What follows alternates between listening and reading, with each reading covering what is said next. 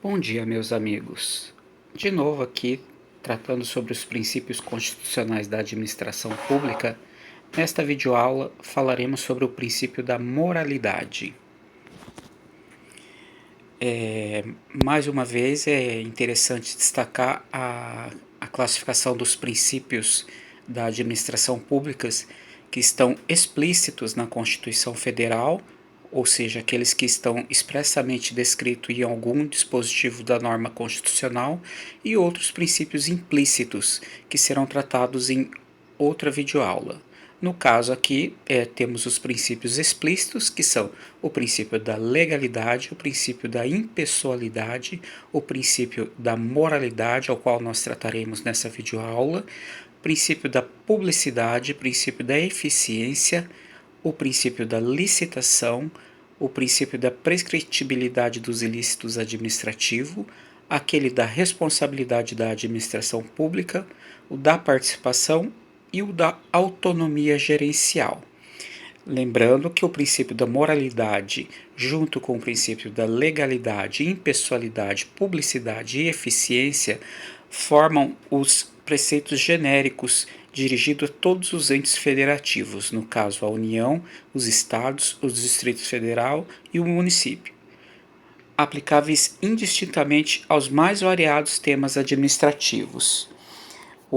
Esses princípios constitucionais, no caso esses 5 princípios, eles estão previstos no caput do artigo 37 da Constituição Federal e comumente são guardados utilizando o termo LIMP, que são as iniciais de legalidade, impessoalidade, moralidade, publicidade e eficiência.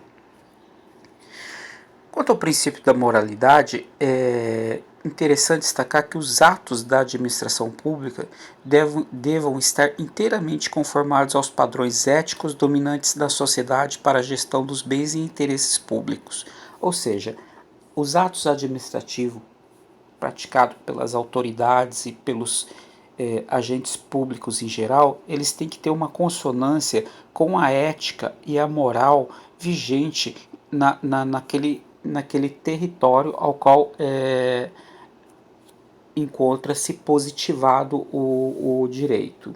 Nesse sentido, o artigo 5º, inciso 73 da Constituição Federal, resguarda o direito de qualquer cidadão para propor ação popular que vise anular atos, dentre outros, ofensivos à moralidade administrativa. Então, olha só, esse artigo 5º, inciso 73, é o inciso da ação popular.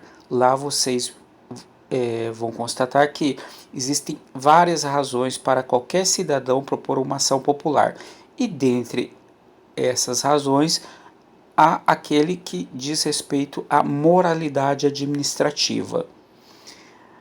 A probidade administrativa, no caso, relacionada à moralidade que se espera do agente público, consiste no dever de servir a administração com honestidade, procedendo no exercício de suas funções, sem aproveitar os poderes ou facilidades dela decorrentes em proveito pessoal ou de outrem a quem queira favorecer.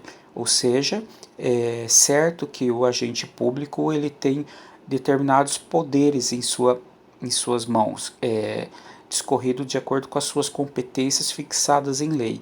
Ele não pode se utilizar desses poderes para constituir interesses próprios ou de terceiros, que fogem do princípio do interesse público sobre o particular. Nesse sentido, ele deve se resguardar também dentro dos princípios éticos e morais.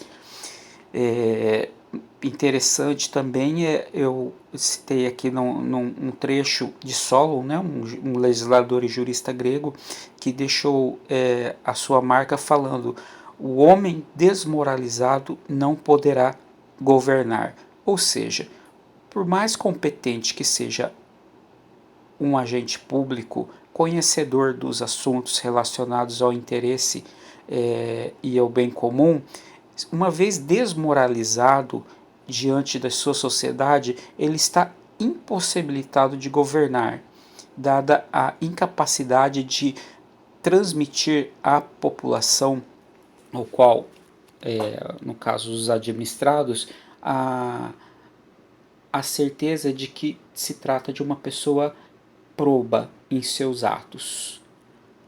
É o que eu tinha a dizer sobre o princípio da moralidade. Mais uma vez eu agradeço a participação de vocês.